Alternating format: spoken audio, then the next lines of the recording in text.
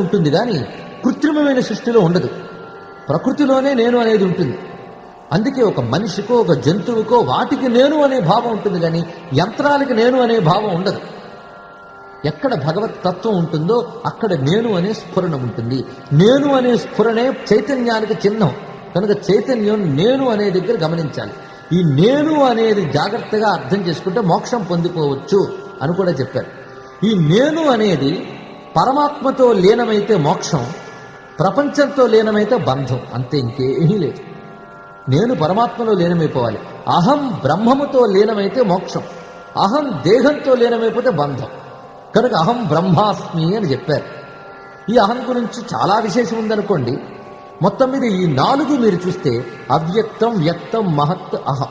ఈ 4 అవ్యక్తం శివుడు, వ్యక్తం జగదంబ, మహత్ గణపతి, అహంకారం కుమారస్వామి అన్నమాట.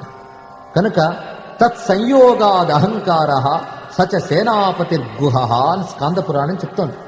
ప్రకృతి పురుషుల సంయోగం వల్ల పుట్టేటటువంటి చైతన్య స్ఫురణమే